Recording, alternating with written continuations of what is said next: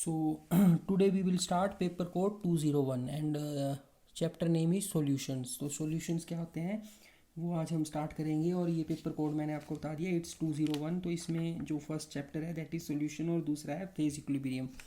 तो अब हम करेंगे सॉल्यूशन से स्टार्ट। तो सॉल्यूशन क्या होता है, सबसे पहले हमें ये पता होना चाहिए what is solution. So solution is a homogeneous mixture of two or more substances whose composition can be varied with in certain limits. So it's इसकी डेफिनेशन से हमें पता चलता है कि solution is a homogeneous mixture of two or more substances whose composition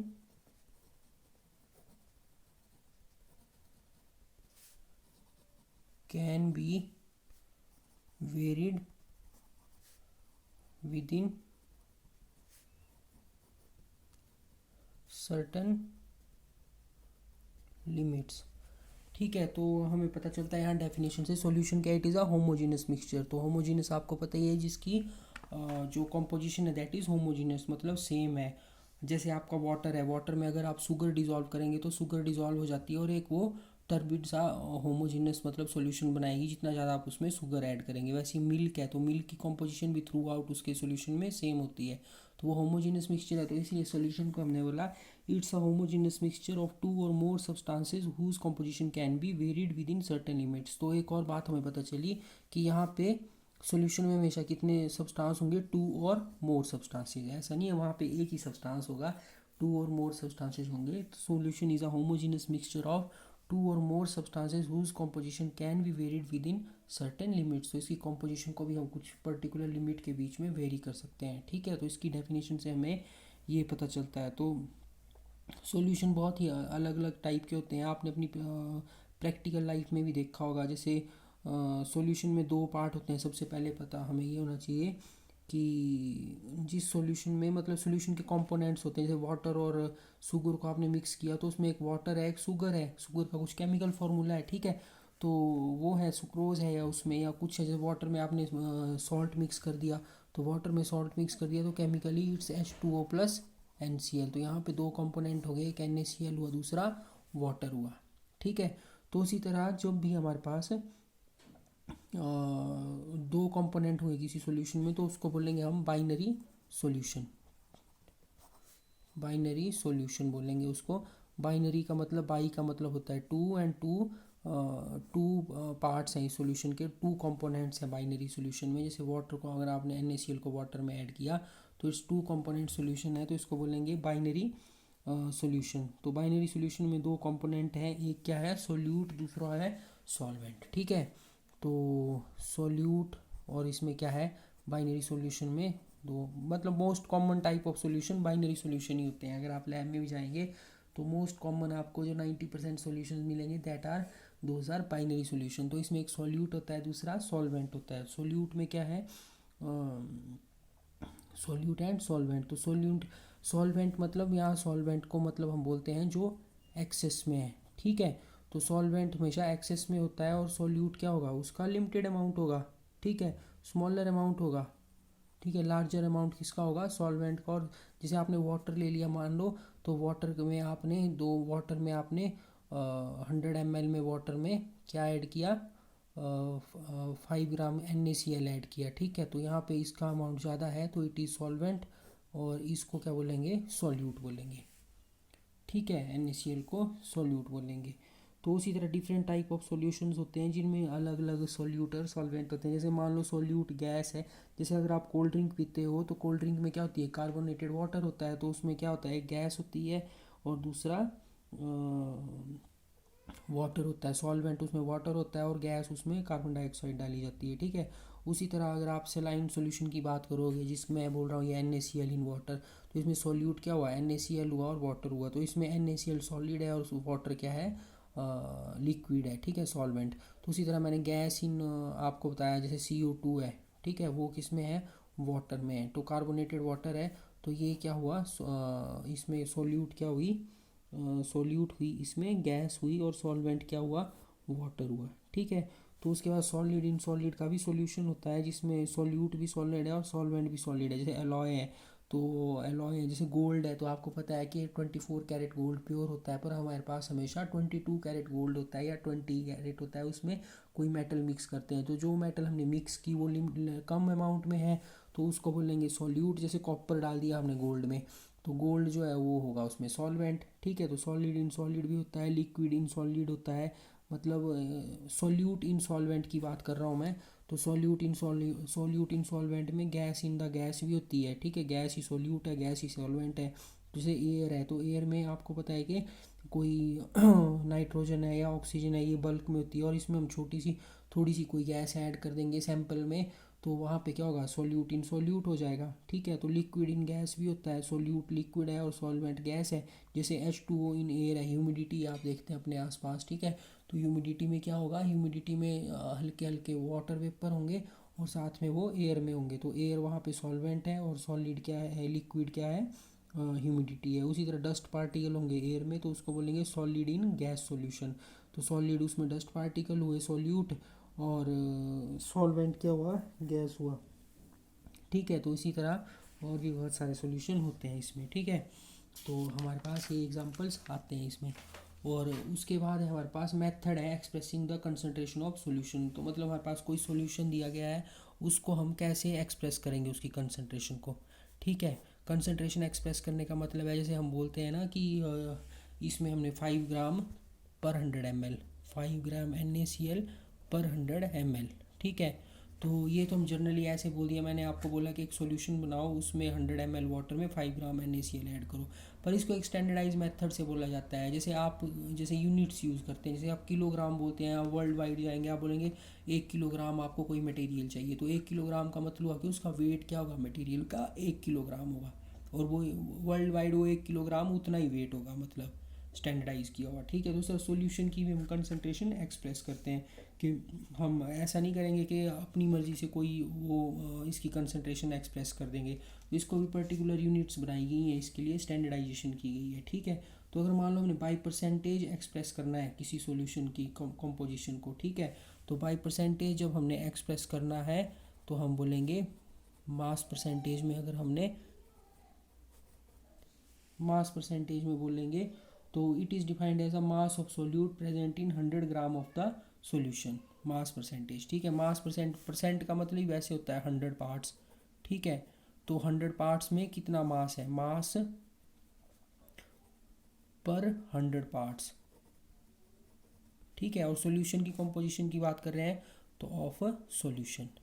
ठीक है, तो 100 पार्ट में कितना मास प्रेजेंट है उसको परसेंटेज बोल लेंगे।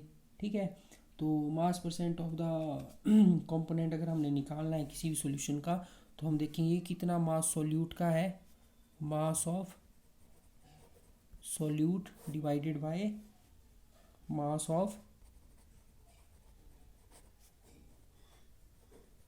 Solution multiply by 100। तो ये सिंपल है, जैसे आपने अपनी लोअर क्लासेस में परसेंटेज निकाली है, परसेंटेज जैसे आप निकालते हैं, कैसे निकालते हैं, अगर मान लो 700 मार्क्स का आपका maximum marks, total marks exam में 700 है, और आपके आते हैं 630 मार्क्स, तो आप बोलते हैं कि 630 में कितने मार्क्स आए आपके,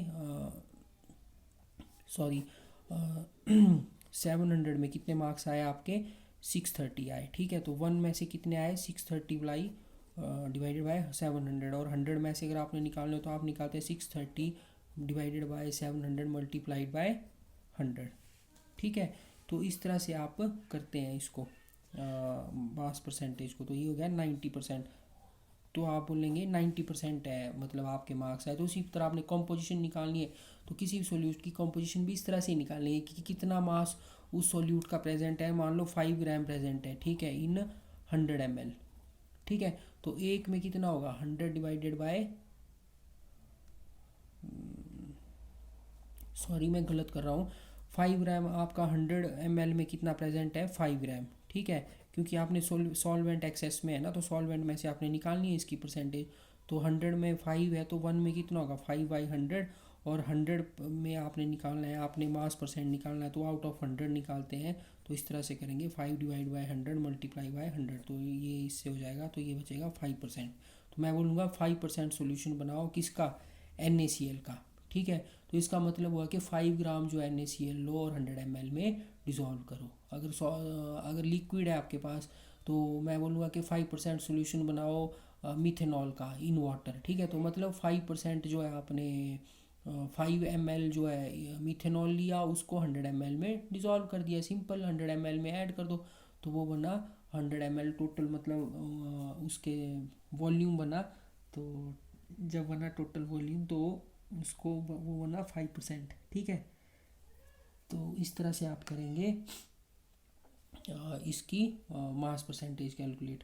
तो इस तरह वॉल्यूम परसेंटेज है, मास वॉल्यूम परसेंटेज है, पार्ट्स पर ये 3 परसेंटेजेस हम निकालते हैं। ठीक है, तो 3 परसेंटेज, और सॉरी हाँ, एक मास पर जैसे लिक्विड है आपके पास तो आपने 5 ml डिज़ोल्व करना इन 100 ml में। ठीक है, तब बनेगा ये 5%। मैंने अभी आपको बोला था कि टोटल वॉल्यूम 100 बनना चाहिए, टोटल वॉल्यूम 100 बनाने की ज़रूरत नहीं है यहाँ पे। हमने जैसे 5 ग्राम इन 100 ग्राम लिया तो 5 ग्राम्स इन 100 ग्राम लिया तो 5% बना, 5 ml इन 100 ml लिया तो 5% बना। 5 ml हम लिक्विड के केस में लेंगे और 5 ग्राम्स हम सॉलिड के केस में लेंगे। तो ये आपको पता होना चाहिए। उसके बाद है पार्ट्स पर मिलियन। पार्ट्स पर मिलियन क्या होते हैं, उसको एक्सप्रेस करेंगे हम ppm से। पार्ट्स पर मिलियन ऐसे लिखते हैं हम ppm। तो मिलियन आपको पता ही है, मिलियन मीन्स 10⁻⁶। ठीक है, अगर हिंदी में हम मिलियन को कैसे लिखते हैं, 1 मिलियन कितना होता है, 10 लाख होता है। ठीक है, तो पार्ट्स पर 10 लाख में मिलियन, पार्ट्स पर मिलियन 10⁻⁶। तो 10⁻⁶ में हमने कैलकुलेट करना है। जैसे मास परसेंटेज आपने आउट ऑफ 100 कैलकुलेट की, यहाँ पे 100 निकाल ली, तो पार्ट्स पर मिलियन आपने आउट ऑफ 10⁻⁶ पार्ट्स निकालना होता है। तो इसको कैलकुलेट करने के लिए सिंपल सा फॉर्मूला है, वही mass of solute divided by total mass of solution multiplied by 10⁻⁶। Mass of solute divided by total mass of the solution multiplied by 10⁻⁶। ठीक है, तो ये है पार्ट्स पर मिलियन, और इसको मैथमेटिकली इस तरह से एक्सप्रेस करते हैं हम। तो आपके पास कोई भी सॉल्यूशन दिया गया है, मान लो उसमें आपने 10 ग्राम लिया है, तो आपने उस सॉल्यूशन का 10 ग्राम लिया, मास ऑफ सॉल्यूट ले लिया, तो 10 ग्राम मास ऑफ सॉल्यूट लिया, टोटल मास आपने सॉल्यूशन का लिख दिया जितना भी है। मान लो 150 है, 200 है, तो जब 200 है मान लो, उसको मल्टीप्लाई किया 10⁻⁶ से। ठीक है, तो आपको जैसे पूछा जा सकता है कि अगर आपके पास ये सॉल्यूशन दिया गया है तो आप उसका पार्ट्स पर मिलियन कैलकुलेट करो। तो आप इस तरह से सिंपल फार्मूला लगाओगे और ऊपर लिखोगे mass of solute divided by total mass of the solution multiply by 10⁻⁶। तो सिमिलर ये जैसे यहाँ पर परसेंटेज निकाली, परसेंटेज में देखो हमने लिखा mass of the solution, solution का मास कितना है, मास ऑफ द सॉल्यूट है, मल्टीप्लाइड बाय 100 है, 100 या इसको लिख लो 10⁻² है। तो उसी तरह इसको भी अगर आपने लिखना है तो 10 lakhs करके लिख सकते हो आप। ठीक है, तो दिस इज़ द पार्ट्स पर मिलियन। उसके बाद है strength of the solution. Strength कैसे निकालेंगे हम, strength of the solution. Strength of the solution होती है amount of solute in grams present in 1 litre of the solution. तो इसको मैथमेटिकली लिखना हो, amount of substance, amount of solute in grams, mass of solute divided by volume of solution in ml multiplied by 1000। ठीक है, mass of solute divided by volume of solution in ml multiplied by 1000। ठीक है, तो ये है strength. Strength means capital S। ठीक है, तो mass of solute divided by volume of the solution in ml multiplied by 1000। तो स्ट्रेंथ क्या होता है, it is the amount of solute, अब यहाँ से भी बोल सकते हैं it is the amount of solute present in 1 litre of the solution. 1 litre क्या है, 1 लीटर ये हमने मल्टीप्लाई कर दिया, जैसे आउट ऑफ मिलियन करना तो मल्टीप्लाई बाय 10,000 कर दिया, और मास परसेंटेज निकालनी तो मल्टीप्लाइड बाय 100 कर दिया था हमने, ये देखो यहाँ पे। ठीक है, तो it is the strength. Strength के केस में हम किससे मल्टीप्लाई करेंगे, मास ऑफ सॉल्यूट और यहाँ पे हमने लिया total mass of the solution, यहाँ लिया volume of the solution in ml, ठीक है, तो डिवाइडेड बाय 1000। अब यहाँ पे देखो ये अगर हमने देखना हो तो यहाँ वॉल्यूम की बात हो रही है और सॉल्यूशन इन मिलीलीटर, तो ये मतलब हमारे पास किसके लिए एप्लीकेबल होगा, जो लिक्विड हमारे पास सॉल्यूशन होंगे उसके लिए एप्लीकेबल होगा है। क्योंकि अगर हमारे पास सॉलिड इन सॉलिड है, जैसे गोल्ड का मैंने आपको बताया, तो उसमें वॉल्यूम कैसे लिखेंगे हम इसका, इन ml, ठीक है। तो इसके लिए ये लिक्विड के लिए हमें ज़्यादा हेल्पफुल रहता है, मतलब ये स्ट्रेंथ अगर हमने एक्सप्रेस करनी हो, ठीक है। और यहाँ पे मास की बात की है, मास, और यहाँ पे भी हमने मास परसेंटेज निकालनी थी, तो हमें मास ऑफ सॉल्यूशन बात की है। तो ये हमारे पास कुछ एक मेथड्स हैं to express the concentration of the solution. तो नेक्स्ट मेथड जो है हम नेक्स्ट टाइम करेंगे।